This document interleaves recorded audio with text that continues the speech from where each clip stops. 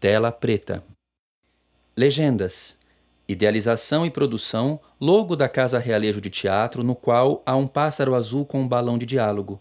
Realização, Prefeitura e Conselho de Política Cultural de Franco da Rocha. Um documentário, logo do tripé audiovisual, no qual há um olho com 3 pernas dentro de um círculo laranja. Frase em letras amarelas e alongadas. O louco é um dos arcanos do tarô. Ele não tem número. Representa a liberdade total. Quando a carta, o louco, aparecer, é hora de sair da caixinha e viver a multiplicidade que mora em você. Eu comecei a andar em Franco da Rocha e conversar com pessoas que conheceram. Eduardo está sentado. Atrás há um coração ligado a uma tela e uma boca com dentes à mostra pintados em um grafite. Eu quero, produzione, por favor, uma água. Deixa rolar. Obrigado. Ele está com um cachecol preto e branco. Pega um copo com água e bebe. Pode seguir? Tá. Bom, o Tarô dos Loucos, ele é um trabalho que ele surgiu especialmente para um festival que tem aqui no Juqueri, que se chama Soy Louco por Ti Juqueri. É um festival que já aconteceu em 2018 e 2019. Um grupo de produtores, de artistas, começaram a ocupar alguns espaços dentro do Hospital do Juqueri, que é muito grande, e realizar um festival que integra várias linguagens, né? Música, dança. E aí falei, vai ser interessante se a gente inscrevesse um projeto para esse edital, mas não sabia qual projeto. Fiquei pensando qual projeto seria interessante de inscrever, né? E o projeto ficou da seguinte maneira: o Tarô dos Loucos, nós escolhemos 4 ex-pacientes do Juqueri que já morreram, pacientes de diferentes épocas que estiveram aqui no Juqueri: o Bira, a Biriba, a Carol e o Carlito. E eu me pus em busca das histórias de vida desses 4 ex-pacientes. Então veio a ideia de que não eu, como Eduardo, assim como ator, lesse esse tarô dos loucos, mas que o meu palhaço pudesse ler essas cartas. Porque o palhaço, ele tem uma possibilidade de lidar com as lembranças que eu estava escutando, mas ele não tem um compromisso de falar a verdade. Ele faz aspas com os dedos. Ele podia brincar com essas memórias. Ele podia apresentar isso para o público de uma forma lúdica, trazer as pessoas para o universo do Bira, da Biriba, da Carol e do Carlitos, sem que isso queimasse de imediato as pessoas, sem que isso alfinetasse de imediato as pessoas, porque são histórias também com muita dureza. Tem muita beleza, tem muito encantamento, mas tem muita dureza nessas histórias também.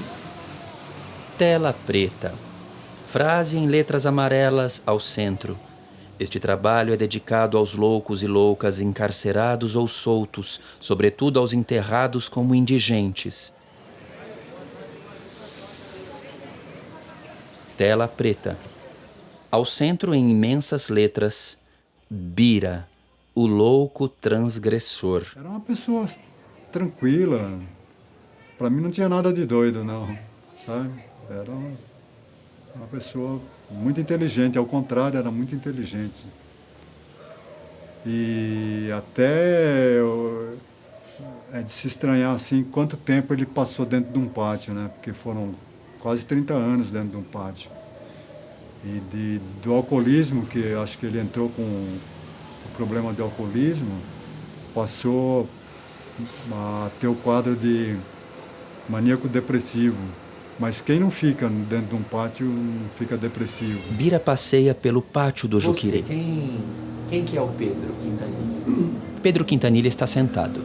Bom, eu me considero em primeiro lugar avô, sou pai, casado, então eu tenho 3 filhos, 2 netas e já a longa data, né? Agora, do lado profissional, trabalhei com muita coisa. Já fui serralheiro, já fui escriturário. Mas o que eu trabalhei mesmo, mais profundamente, foi no ramo das artes. Nos museus, por aí eu fui de programador a visual a montador de exposição. Porque nasci em Franco, sou nascido em Franco. E o que separa o Juqueri da cidade hoje é o rio, né? Quer dizer, sempre foi assim, o limite do Juqueri era o rio. E eu morava tinha o rio, uma estrada, e a minha casa era bem do lado dessa estrada. Nasci de cara para o Juqueri. Tem uma casinha que eu nasci até hoje lá. Então, nasci dentro do Parque do Juqueri. Por isso que eu falei para você, sou árvore do Cerrado. Nasci, cresci e ainda estou aqui, no Parque do Juqueri. Foi o início da minha jornada ali, né? E aí começou a aparecer, quando a gente vai se interessando por arte, a gente começa a conhecer alguns nomes. Eu me lembro que o primeiro nome que me surgiu e que eu fiquei encantado foi Van Gogh. Há um gato e um cão. Aquela força de Van Gogh assim me inspirou muito. Então foi o primeiro artista que eu realmente me inspirei. Mãos enrugadas embaralham cartas de tarô, retiram uma delas e levam-na para a frente. Sobre as cartas surge a carta da ovelha do tarô dos loucos. Estamos aqui para lembrar o Birajara. Ferreira Braga.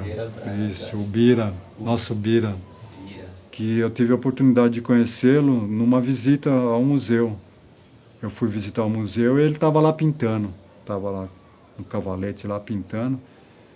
E foi estranho, porque depois eu vim saber que ele ficava assim quando estava em crise, mas ele não exprimia, ele não conversou comigo. Ele ficava rosnando, né? E quadro, tela tudo cinza, tudo marrom. Quadro de Bira. É meio estranho assim, mas foi o primeiro contato que eu tive com ele. Depois eu fiquei sabendo que quando ele estava em crise, ele ficava conversando com entes espirituais e ficava na dele e realmente não tinha conversa com ninguém. Mas a partir desses primeiros trabalhos, teve uma funcionária lá que começou a auxiliá-lo, né? Falando, Bira, se você continuar pintando assim, vai sair tudo cinza.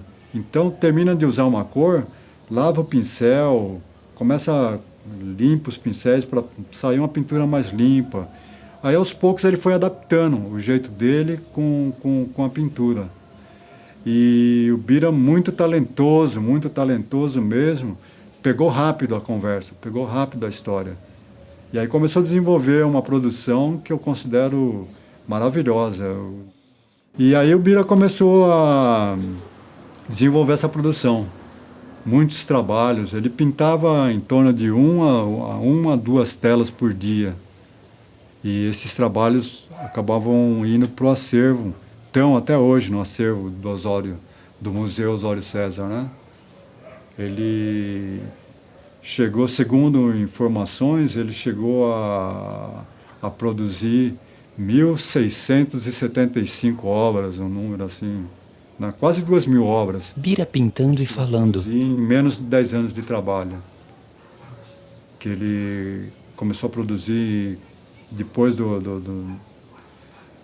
da fundação do museu, que foi em 2004, parece, né?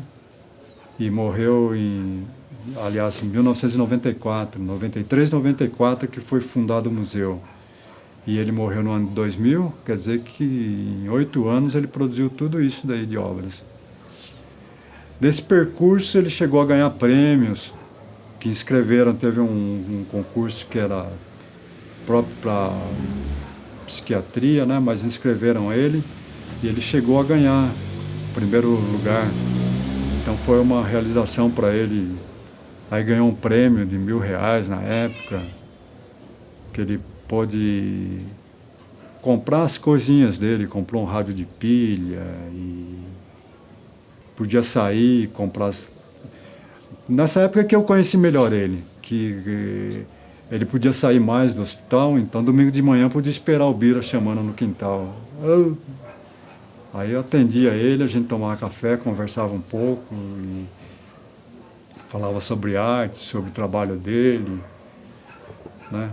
Numa dessas conversas foi que ele reclamou para mim que estava precisando do Marchand, porque falou: "Ô Quintanilha, todo o trabalho que eu faço, termina um trabalho, a mulher vem lá e carimba, acervo do Juqueri, e eu não posso vender nada. Tem outros pacientes que vendem trabalhos e eu não posso vender, porque fica tudo acervo, né?"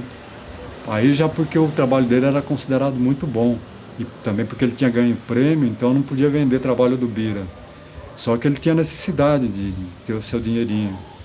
Nessa época eu estava com um emprego um pouquinho melhor, então eu comecei, não fui marchand dele, mas comprava material, no início eram umas telas, comprava as telas, as tintas, aí ele produzia e me vendia as telas.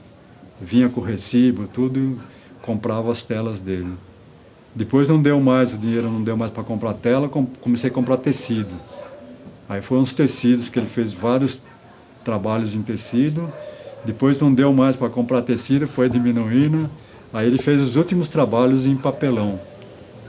E aí paramos, né? Pedro tem barba e cabelos brancos. Andar ao léu, sem objetivo, né? Se eu andar com objetivo, aí cansa, né? Maria Bethânia, eu nunca pensei acabar tudo assim. Maria Bethânia, adeus, eu te peço, tenha pena de mim. Hoje te confesso. Bira caminha por uma estrada de terra margeada por árvores durante o dia. Segura com os dedos um casaco jogado nas costas. É um homem velho, magro, alto, rosto alongado, gesticula enquanto caminha e fala. Eu pegava o trem, lá fui pegar o trem, quase caí do trem. O trem você lembra é um meio de comunicação. Dá a impressão que você vai levar uma mensagem de esperança, né? Carta do cachorro do Tarô dos Loucos. Recortes de pinturas de obras do Bira. Um trem numa paisagem feita em traços, uma canoa com 11 figuras humanas de pé, uma figura verde esquelética ao lado de uma grande mão verde com pinceladas fortes azuis e verdes ao fundo. Pedro Quintanilha está sentado. Cantava, né? Cantava. A Bira cantava. Cantava. Cantava, namorava. Acho que teve bons momentos. Porque assim, se ele amargou muito tempo da vida dele dentro do Juqueri mesmo, no pátio, esses 10 anos foram a redenção dele. Ele fez muita coisa que ele queria fazer com alegria, né? A própria pintura. A pintura eu vejo como salvadora dele. A pintura foi a redentora. Conseguiu tirar ele do buraco e colocar ele no patamar devido. Aí, quando ele sentiu que já era famoso, pelo menos internamente ali era famoso, era o grande Bira, grande artista, aí ele já se sentiu todo bem com a vida. Foi aí que ele arrumou umas namoradas, tudo, né? Pintura feita por Bira, o casal Braga. Bom, ele era brincalhão. Tinha duas partes do Bira. Uma pessoa muito inteligente, então quando ele conversava sério, mas ele tinha esse aspecto bem-humorado também, né? Ele tinha um humor inteligente. Lembrava um pouquinho meu pai, assim, tinha aquelas tiradas com a inteligência dele. Tinha um vozeirão, era um pouquinho mais alto que eu. Contudo, que ele se considerava artista, quando ele ganhou o prêmio, ele veio aí na gráfica do Juqueri, mandou imprimir o cartãozinho de visita. Birajara Ferreira, Braga, artista plástico, Avenida dos Coqueiros Sem Números, fez o cartãozinho dele e tudo, mas ele se considerava já um artista e que tinha assim essa promessa de ser um dia reconhecido, né? Mas era humilde, então a amizade nossa foi gostosa. Agora, a pessoa quando sofre da doença mental, ela é discriminada e depois ela fica complexada. Fica complexada porque ela vê que ela é discriminada, né? Pelas pessoas, ninguém aceita ela. Aí, você está conversando, todo mundo acha que o doente está falando coisa com coisa, né? Tá biruta. Se pratica o ato, é doente, é louco. Então ele chama sequela moral. Complexo é sequela moral, é a pior doença que tem. Recortes de partes de obras do Bira. Um ser crucificado com cabeça vermelha e grandes olhos. Aparece sobreposta a carta do pássaro do tarô dos loucos. A produção do Bira era muito eclética. Desses tantos trabalhos, ele não se repetia nunca. Cada trabalho era diferente completamente um do outro, assim. Tinha o estilo, preservava o estilo, mas ele não se repetia. Então era muito criativo, muito talentoso. E ele produzia de acordo com o estado de espírito dele. Às vezes, então, quando estava em crise, como eu falei, aí o trabalho era mais espontâneo, aquilo vinha, o que viesse ali na frente da tela, ele fazia. Por outras, quando ele estava suave, estava ameno, então daí ele caía em cima da literatura que ele absorvia. Por exemplo, Tomada da Bastilha. Aí eu vou fazer a Tomada da Bastilha. Ia lá e imaginava a tela e pintava direitinho como ele imaginava a cena da Tomada da Bastilha. Ou, por outro lado, as novidades, assim, as atualidades da época. Ele fez uma tela para mim que chamava Na Cama com Madonna. Isso de onde que ele tirou? Tirou de jornal, né? Sei lá. E aí, produzir em crise, para mim, é sinônimo de espontaneidade. Porque, aliás, o acervo do Osório prima por isso. Como são pacientes psiquiátricos, né, ou envolvidos com a psiquiatria, o que mais me marcou... Sobrepõe-se a Pedro a imagem da matéria de jornal com fotos de pinturas. É a espontaneidade, porque não é como um artista dentro da sociedade que tem que se preocupar com o mercado, com crítica. Fala-se, né, o louco não tem filtro, mas ali, então surgia um trabalho com espontaneidade. Dava vontade de pintar, ele não ia perguntar por que estava pintando aquilo. Pintava. Se estava suave, a pintura saía suave. Se estava em crise, a pintura saía com mais intensidade. Essa, acho que é uma característica de falar que está em crise, né? Mas fica um tanto, não vou dizer agressivo, mas fica mais forte, mais visceral a obra quando a pessoa não está norteada, né? A sombra de Bira dança em meio a outras pessoas. Ao fundo, uma contraluz forte. Bira gira em torno de si. Pessoas o observam ao redor. Do centro da imagem surge a carta do gato do tarô dos loucos. No carnaval que passou, daquela colombina que comigo brincou. Ai, ai, ai, ai, confete. É bem por aí mesmo, né? A história da vida. Terminou assim. Ele morreu, mas não morreu frustrado, né? Ele teve a oportunidade dele de se descobrir como gente, como artista. E aí isso foi importantíssimo para ele. Porque não fosse isso, não fosse a arte, ele não teria tido nada na vida. Pedro acarinha um cachorro. Que veio jovem ainda para cá, né? Morreu com 70 anos.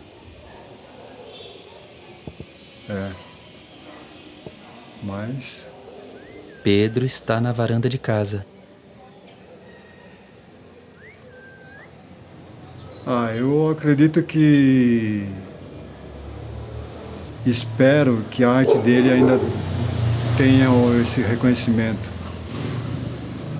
Então, porque ele sempre sonhou realmente assim que um dia ele seria reconhecido. Então, o que eu faço hoje, Um gato amarelo. o que eu puder fazer para que isso aconteça, eu vou fazer. Eu acho assim que eu queria dar certeza para ele que mais dia menos dia, dependendo hoje ou amanhã, mas uma hora vai acontecer e ele vai ser descoberto e vai ser famoso. Um quintal com árvores. Embora não possa ter usufruído plenamente disso, mas vai ser famoso, sim, porque o trabalho dele é qualquer coisa de fenomenal. Pedro está de costas. Ele olha na direção de vários vasos de plantas. Tela escura. No centro há as palavras: Carlitos, o louco guardião, escritas com letras azuis arredondadas. Desenhos aparecem em movimento. Um homem azul acocorado, olhos amarelos entre borrões vermelhos, bocas e olhos amarelos entre os pés de um homem azul acocorado.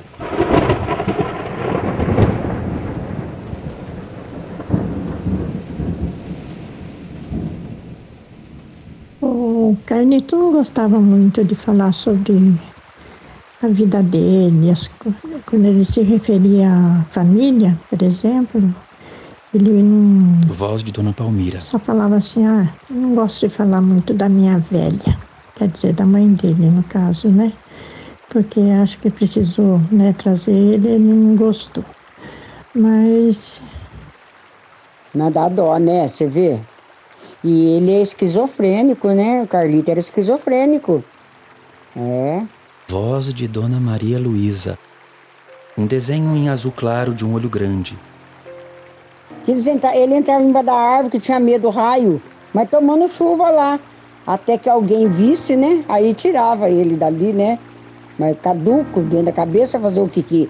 Fazer o quê, né mesmo? Carta do tarô do jacaré. Tem essa esquisitice dele, mas ele era um bom menino. Sobreposições do desenho de uma árvore, de ramos e de um desenho de Carlitos de chapéu. Como diz o Carlito, eu menino moço, eu menino moço Carlito, E você perguntava para ele, o seu nome, Carlito? Carlito Júnior. Que Júnior o que, Carlito? Carlito tinha uma estatura mediana, aparentava uns 40 anos, se vestia com muita simplicidade, os sapatinhos sempre bem engraxadinhos. 2 sapatos pretos, um chapéu. Não tirava o chapéu para nada. A gravata do Carlito tinha alfinetinha. Isso ele já dormia de gravata. Gravata, alfinete, a camisa, o paletó. Tinha dia que eu falava assim, escuta, Carlito, o senhor acha que enfiou esse paletó no bule e tirou pro bico. Mas como tá amassado, Carlito. E também, outras vezes, eu levava ele na sessão de costura no hospital, pelo menos uma vez por ano, para fazer 2 terninhos. Que ele gostava, um azul marinho e um marrom. Ele gostava dos terninhos dele. Que ele gostava sempre de andar bem arrumadinho, né? Desenho de alfaiate medindo Carlito, de um cachorro e a imagem da carta do leão do tarô. Ele levava os livros de registro para registrar as pessoas que morriam lá em cima. Tinha que registrar o óbito, né? Era um livro grosso, largo, e ele ia com aquele livro embaixo do braço. Era mais moço, né? Tinha bastante força, lá ia ele. E com isso ele fazia muita amizade lá no fórum. Desenho de Carlitos lendo. Muito carismático, muito dedicado ao seu trabalho na portaria, muito responsável. Não gostava muito de falar. Era um pouco tímido, calado. Gostava muito de ler o jornal. Ia nas bancas, trazia as notícias para nós. Ele comprava jornal para levar para médicos lá em cima, o diretor, não sei para quem. Ele gostava de levar todo dia um jornal lá para cima, não sei para quem que ele levava. Ele era muito querido, era muito conhecido. Toda pessoa ia lá pedir informação para ele, até para ir para São Paulo, em algumas ruas lá, pediam informação para ele, sabe? Ele era muito prestativo nessa época. Uma lupa, óculos e desenho de homem com chapéu visto de O cima. Carlito era ponto de referência na cidade. Ah, me espera ali no Carlito. Aí eu vou buscar para lá do Carlito. Não, fica ali no Carlito que eu te pego. Era ponto de referência. Onde você mora? Você assim, para lá do Carlito. Tudo era o Carlito. Aí o taxista parava e perguntava para onde. A gente falava, Portaria Central. O Carlito, ele tinha assim as histórias dele, que ele falava que ele trabalhou no Correio, mas eu não sei se é o Correio de São Paulo, que Correio que era. Às vezes estava eu no telefone, ele sentado ali na mesa, do ladinho da cadeira, começava a rir. Eu falei, tá rindo de quê, Carlito? Carlito, o senhor tá falhando. O senhor tá dando risada sozinho? Brincava com ele, que ele tá sempre risonho, né? Desenho de mulher sentada diante de uma janela pela qual se vê uma árvore. Não, dona Maria. Tô lembrando de um caso que passou lá em Caconde. Ele falava muito de Caconde, que é a cidade dele, que ele falava que... Às vezes ele ficava rindo assim, perguntava e falava assim, tô lembrando de Caconde. Aí ele continuava com aquela risadinha amarela, né? Não sei se a risada tem cor. Não sei que tanto que ele deixou por lá, que ele achava graça. Mas... Vai saber, né? Que ele era lá de Caconde, né? Ele é de procedência argentina, mas depois vieram para Caconde, né? Eles vieram para ali. Trabalhou num lugar chamado Estimativa. Não sei que órgão é esse Estimativa. Estimativa deu por conta que ele não andava bem da cabeça. Por quê? Pegaram muitas vezes ele atrás da porta. Era um estimativa dele, era um serviço de... Não é qualquer serviço não, porque o Carlito era muito inteligente. Era um serviço burocrático. E aí ele começou a ficar bravo com o pessoal, porque disse que estava falando dele. Ele entrava atrás da porta e dizia que estava falando dele, o pessoal lá na sala. Não era não, era ele que estava ficando doentinho mesmo, né? Ainda veio para aqui pro Juqueri e constatando ainda que esquizofrênico, né? Esquizofrênico é de várias maneiras, uma hora tá bom, outra hora tá ruim, que a gente sabe, né? Mas ele foi sempre bonzinho pra gente, sempre.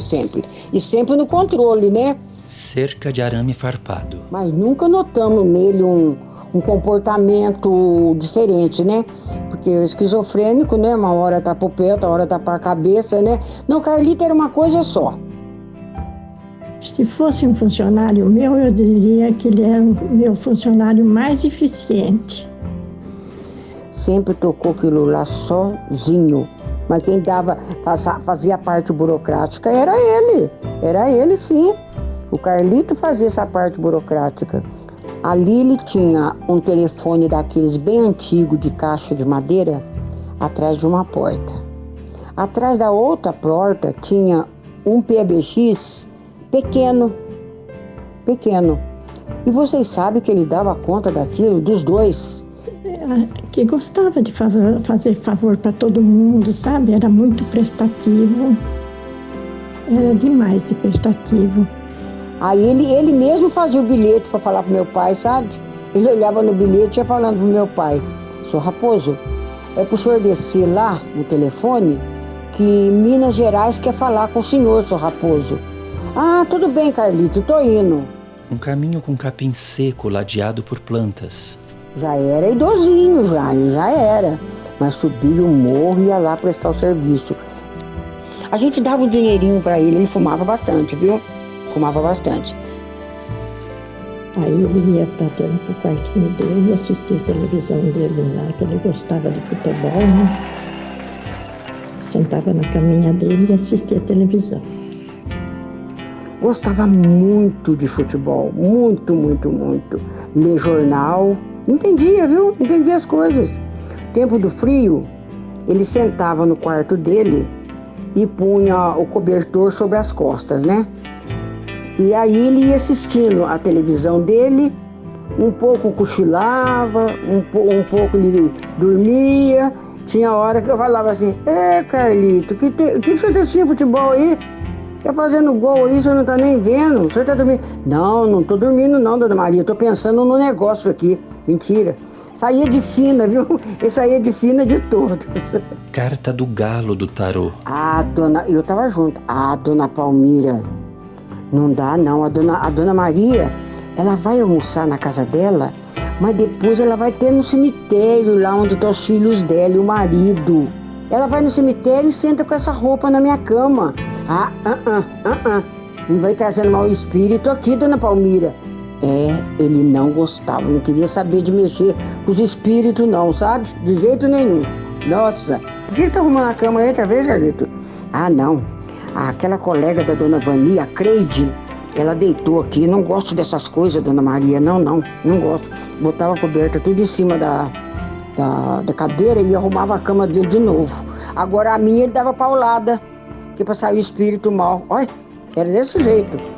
Outras lembranças que eu tenho do Carlito, nossa, são tantas. Desfile de 7 de setembro.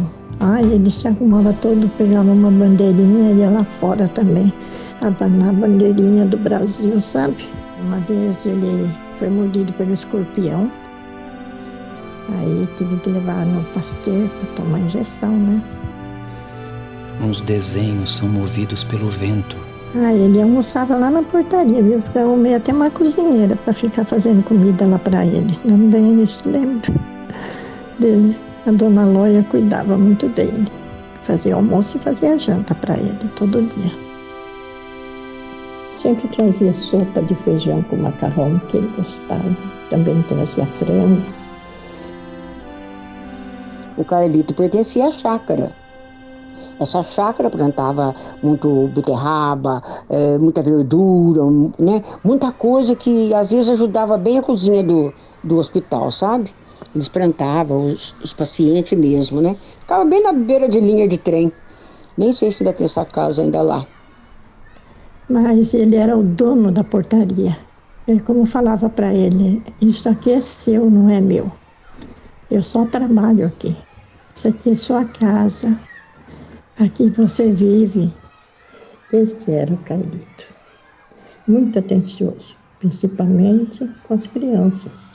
E quando vinha da escola, passava por lá e ele dava balas para elas. Às vezes é bombom para levar para os bimba dele lá, para as crianças dele. Ele era cortês. O Carlito era muito cortês. Eu tenho a impressão que o Carlito era de família fina, viu? Eu tenho a impressão que sim.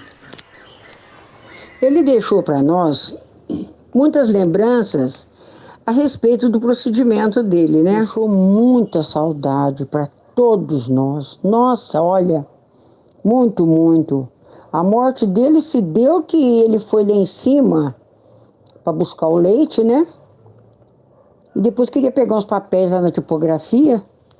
A Sueli deu com ele naquela entradinha que tem lá é uma rua curta, sabe? Falou, ô Carlito, o senhor não vai embora? Não, dona Sueli, eu vou ali buscar uns papéis para mim. Gostava de rabiscar, escrever as coisas, né? Ia lá na tipografia. Aí a Sueli falou para ele, não demora não, Carlito. Ele falou, não demora não, dona Sueli. Então a senhora vai levar o leite? Eu vou levar. A Sueli veio, entrou na galeria e veio embora. A Sueli falou que se ela olhasse para trás, ela viu o Carlito cair. Porque foi depois que ele deu o leite para a Sueli achou que ele deu uns 4 passos, ali ele caiu. Um papel manchado ao lado de um desenho de envelopes e de copo de leite derramando. A carta do porco do tarô surge ao centro e a imagem se esmaece. Pra gente, parecia que o Carlito era eterno. Nunca passou pra cabeça da gente, pelo menos da minha não, vai falecer, vai morrer. Nunca pensamos nisso. Quando ele faleceu, uma semana depois, terminou a portaria. Deixou de existir a portaria da estação. Por que a gente estava ali? Ele segurava, ele era um marco ali. Se não tivesse Carlito, não tinha nós também não. Estava ali marcando a época ali, viu? Até lá tem o nome, Alameda Carlito. Nossa Senhora, ele amava aquela portaria. A gente, menina, já conheceu ele dentro da portaria, né? Pedaços de folhas secas caem sobre um desenho. Aí o Carlito partiu desta vida, uma manhã de abril de 1986, deixando um grande vazio. Mas uma lição de vida, de servir ao próximo, sem esperar nada em troca. O Carlito era, olha, não tem nem como falar para vocês. A gente enche de orgulho o coração da gente por ter uma amizade daquela, conhecer uma pessoa que era doente da cabeça, esquizofrênico, e uma pessoa tão dada, tão amorosa, tão reconhecida, fazia todas as gentilezas.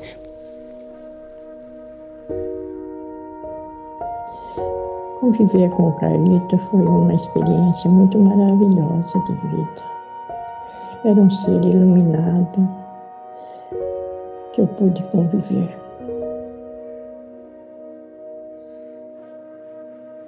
Porque ele foi como se fosse uma pessoa da família. Para mim, era como se fosse um irmão mais velho. Sinto muita falta dele. Desenho de Carlitos abraçando alguém.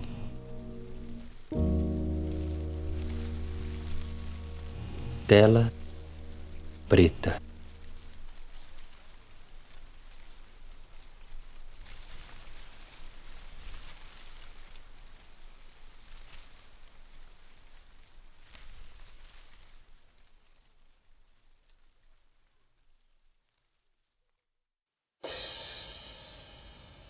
Surge ao centro, em letras rosa e arredondadas, Carol, a infância na clausura. Algumas bonecas estão ao redor de xícaras, bules e doces. A imagem está embaçada, ganha definição. Os objetos estão em cima de uma toalha rendada branca, são claros, há bonecas inteiras e cabeças. O fundo é preto. Quem foi Carol? Era uma louca querida que ganhou o afeto de muita gente. Carol foi trazida para nós por várias vozes. Olá, boa tarde, Eduardo. Eu sou Kedair, sou funcionária do Complexo Hospitalar Juqueri. Então, vou te dar meu nome completo. Eu sou Kedair Garcia de Souza Hag. A Silene é uma funcionária também muito antiga, aqui no Juqueri, trabalha desde 1994 e nós acabamos tendo uma conversa. Lembrou histórias de alguns ex-pacientes. Eu perguntei da Carol. A encomenda que você me fez foi para falar sobre Carolina Boissac, que é a nossa querida Carol. Um coelho de pelúcia marrom rodeado por bonecas e um bule. A imagem sobe para um fundo preto. Surge a carta do coelho do tarô ao centro. Carol era gorda, baixinha e andava por muitos lugares de Franco. Um coelho marrom. Paciente, assim, ela tinha liberdade de andar pela cidade, né? E andava sempre com uma boneca. Você via sempre a Carol andando com um vestidinho e chorava. Um laço e uma roupa rosa de boneca. Ela ia até a Avenida dos Coqueiros, ali tinha várias lojinhas que vendiam guloseimas, doces, salgados. Então ela descia de manhã, ia nessas lojas, comia alguma coisa, fazia a caminhada dela aí pelo centro e depois voltava. Num quartinho escondido, Carol guardava papelões para comprar doces. Guloseimas coloridas. Paciente organizada, meiga, carinhosa e assim, muito, muito, muito organizada. O armário onde ela dormia, que é um armário de cabeceira, com seus poucos pertences, mas tudo arrumadinho. A mão branca alisa um cabelo de boneca. Contam que Carol nasceu e viveu no Juqueri. Tem alguma coisa assim que ela veio para cá ainda criança, que aqui muito antigamente a gente tinha clínica infantil. Mas disso eu não tenho conhecimento, não posso afirmar para você se é verdade ou se é só mesmo assim a questão de delírios aí. Isso eu não tenho como afirmar. Suas histórias estão sempre ligadas à comida. Na feira, Carol interpelava as pessoas para pedir pastel ou coxinha. Ia pela feira, pedia para as pessoas pagarem pastel e também chorava. Então chorava, tipo, eu quero um pastel. Na casa de Kedair, Carol aparecia aos domingos para almoçar. Chegou no portão da minha casa, ela viu o carro dentro do quintal, bateu palma e eu fui atender a ela. Eu falei, o que você deseja? Ela falou assim, eu quero ficar pro almoço. Eu falei, tudo bem. A mão pega o bule e serve chá na xícara. Aí eu terminei o almoço, aí ela já falou que ela queria comer, né? Ela falou assim, olha, eu quero comer arroz, feijão, batata frita, bife acebolado, macarronada, salada de tomate com cebola e quero de sobremesa pudim. Aí eu falei pra ela, pudim agora não vai dar tempo de eu fazer, porque pra sobremesa, pudim não é uma coisa que você faz assim e já fica pronto, né, de imediato. Ela falou assim, olha, eu vou te avisar quando eu for, porque eu quero, quando eu for na sua casa, se você deixar, eu quero a sobremesa de pudim. Então ela sempre pedia, que olha, posso ir na sua casa, vamos supor, na sexta-feira, num domingo, aí você já vai fazer o pudim? Aí eu fazia, ela vinha, almoçava, depois ia embora. E assim foi, de vez em sempre ela aparecia, ela avisava. Tela preta. Carta do touro do tarô surge ao centro. Uma enorme luz quente acende atrás da carta e se apaga. Tela preta. Uma luz fria acende, uma boneca está com a boca aberta e os olhos arregalados. Carol não se desgrudava das bonecas. Assim, as bonecas ficavam, que nem eu falo pra você, no pequeno criado mudo que ela tinha do lado da cama dela, lá ficava todas as bonecas, sempre com as roupas bem arrumadinhas, sabe, que não é aquela, não deixava pelada, as bonecas dela tudo vestida, bem arrumadinha, bem ordem, as maiores, as menores, tudo assim, bem colocadinho, né, muito, muito organizada, como eu sempre falei. Um braço de pano da boneca está descosturado, dele sai um pouco de espuma. Partes separadas de bonecas estão espalhadas. Cabeças carecas de bonecas. Aliás, Kedair lembra também a força de Carol. Contam que quebrou um portão de ferro enorme quando moça, para poder sair. Kedair fora telefonista e amiga de Carol. Quando Carol gostava de alguém, gostava muito. Quando detestava, deixava claro também. Carol era assim, se ela gostava, se não gostava, ela deixava você conversando sozinha e saía e ia embora. Ai, quedo. Era o bordão que ela dizia quando rejeitava algo. Detestava estar presa. Algumas partes de bonecas estão dentro de sacos plásticos. Não quero ficar presa. Outro bordão.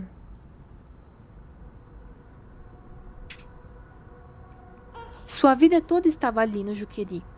Carta da cobra do tarô. Fez escândalo quando a levaram para uma colônia fora do Juqueri. O carro que a levou trouxe-la de volta. No tempo que eu conheci, ela tem um irmão e ela, de vez em quando, dava uma loucura para falar com esse irmão e ela andava com o telefone do irmão dela. Teve uma vez que ele até tentou levar a Carol para casa dele, mas ele falou para nós assim, como que ela ia ficar em casa? Acho que ele levou de manhã e trouxe de tarde, ele morava num apartamento. Imagina uma paciente com toda a liberdade de andar dentro desse espaço aqui, ela saía para a cidade, voltava, vai aguentar ficar presa dentro do apartamento? Acho que chegou, ele falou que levou de manhã e trouxe de volta à tarde, que ela não queria ficar lá de jeito nenhum. Estilhaços de boneca. Alguns dizem que ela morreu no Juqueri. Outros dizem que foi em uma clínica em Bauru. Mas todos dizem que ela fazia um escândalo enorme quando presa. Não quero ficar presa. Uma boneca está atrás de grades. Uma lâmpada de luz quente treme luz e acende. Tinha uma bolsa grande, dentro dessa bolsa vários objetos, né, com bolsinha, tudo arrumadinho, tudo numa ordem que eu falei, Carol, dá inveja sua bolsa, tudo arrumadinho, sem problema nenhum. E assim foi, a gente tinha essa relação, graças a Deus, muito boa. E eu tenho dela, assim, uma lembrança muito, muito carinhosa, sabe? Uma criatura. Quem conheceu Carolina tem dela a maior, eu tenho certeza. Eu falo dela com muito carinho e eu acho que todos. Mãos com rugas e manchas mexem em uma bolsa. Então tem tudo isso, né? Tela preta. Uma lâmpada balança enquanto acende e apaga. Tela preta.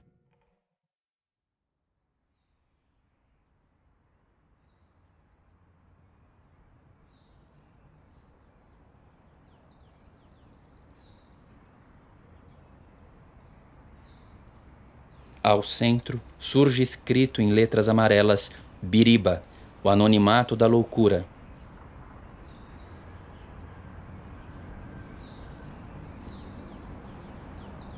Uma torre de relógio com inscrições em latim é percorrida de baixo para cima até um céu claro.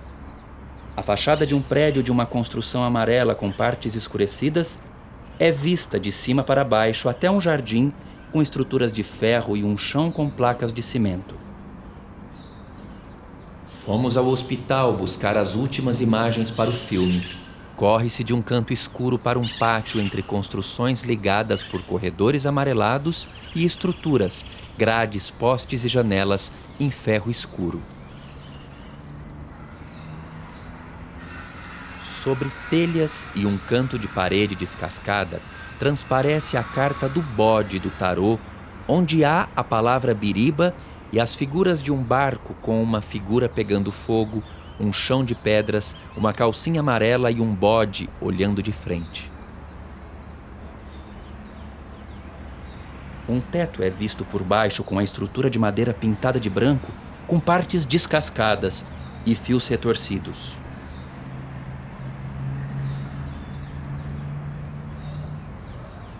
Uma galeria entre paredes sujas e estruturas de ferro. Caminha-se passo a passo para um beco que dá para construções amareladas e plantas. Há paredes sujas ao redor e sombras de galhos.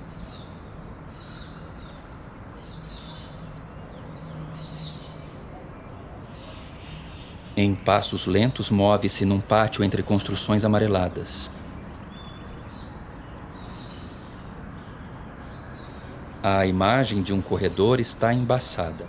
Se define e há canos de ferro escurecidos margeando o corredor. Um beco com paredes sujas. Ao fundo, há uma grande caixa branca e à frente uma fita de isolamento preta e amarela. Era como se abraçássemos vocês enquanto tocávamos aquelas paredes, aqueles ferros, loucos e loucas que não conhecemos pessoalmente. A fita de isolamento se move com o vento. Passeia-se por um teto de musgos. Tocamos aquelas paredes como quem toca a memória em suas várias peles. Um fragmento da estrutura de ferro é visto de perto. Nele há ferrugens e partes descascadas. Mãos. Tintas. Há uma teia de aranha entre ferros.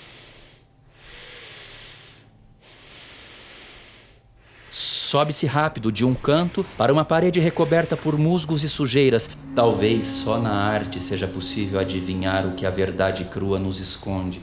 Através de sombras, entrevêem-se portas, paredes, grades, um cadeado. Sobre madeiras gastas e corredores, o homem prende, mas ele solta. Ele incendeia, mas reconstrói. Sobre a torre do relógio, Biriba, sabemos tão pouco de você, tudo suposições. Corre-se para uma parede descascada. Biriba, um pai que te abusou e você o incendiou? Você era baixinha e magra mesmo, Biriba? A imagem em movimento giratório mostra uma estrutura de madeira circular de um teto. Biriba, você tinha intensas crises nervosas quando via qualquer pessoa segurando qualquer maleta. Doutores carregavam nelas os aparelhos que davam choque em você, Biriba? A imagem estremece, corre por fios, tintas descascadas, pedaços de ferro, um poste envolvido por muitos fios retorcidos. A carta do elefante do tarô aparece ao lado de uma torre, onde há um urubu no topo. A carta desaparece. Biriba, você representa as pessoas que vivem e morrem sem que os nomes recebam valor neste mundo. Aqueles que são enterrados em lápides sem nome. Uma placa e uma porta. É proibido a entrada nesta seção.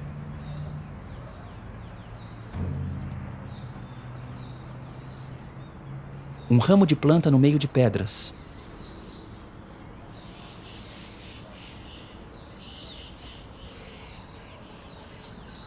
Uma janela com vidros quebrados e uma parede descascada e suja com tons de amarelo. Tempo sempre acha uma brecha de trazer às vistas aquilo que se tentou esconder. Através de um vidro quebrado, avista-se no interior de uma sala na penumbra onde há móveis irreconhecíveis.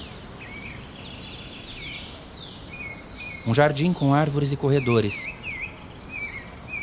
Um canto do teto sujo é visto por baixo. Um corredor com portais altos e ogivais. Marca de mão na poeira de uma janela. Mas nós sabemos, Biriba, que uma vida não se conta só pelo seu nome. Uma vida deixa seus vestígios onde aqueles que querem esconder o passado não podem alcançar. Um pedaço do alto da torre do relógio com o sol por detrás. Mais à frente está uma pequena estrutura de ferro em arabescos. Numa tela preta surge a carta do pavão do tarô. Os loucos não têm idade. Desaparece a carta. Tela preta.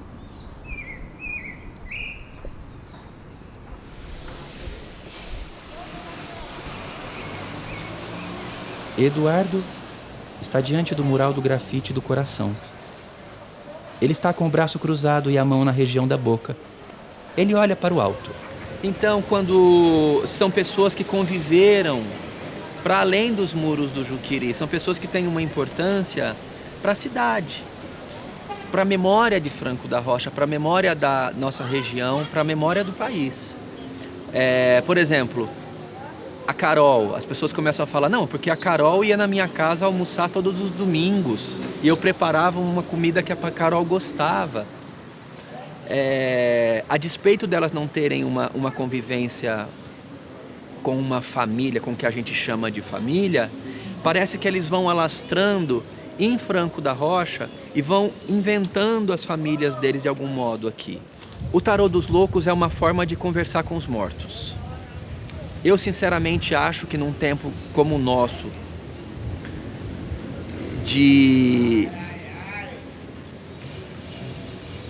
onde se ressuscitam fantasmas de opressão, de tempos sombrios, eu acho que conversar com a memória, com os mortos, é fundamental. É muito significativo estar aqui na entrada do Juquiri, falando tudo isso, lembrando como foi a primeira edição do Tarô dos Loucos. Esse grafite aqui, ele foi feito pelo Pedro Quintanilha, para a gente trazer de novo a loucura, essa loucura necessária do Bira, essa loucura necessária da Biriba, da Carol, desses artistas que moraram, que fizeram a história do Juquiri. Eu acho que eles têm muito a dizer para o nosso tempo. não é só uma questão de resgate de histórias passadas. Vamos fazer um trabalho de memória, mas é porque conversar com os mortos, ouvir de novo o Bira, ouvir de novo a Biriba, ouvir de novo a Carol, ouvir de novo o Carlitos, é a gente entender o eco dessas vozes para agora, né? Eu acho que essas coisas, elas precisam se alastrar, elas precisam ecoar agora aqui. A verdade é essa. A imagem de Eduardo com os braços abertos se congela e torna-se preta e branca. Tela preta. Fundado em 1898, o Hospital do Juqueri é uma das instalações psiquiátricas mais antigas do Brasil. É estimado que no período de maior lotação, mais de 15 mil pessoas viveram ali. Em 2019, 57 pacientes ainda permaneciam no hospital.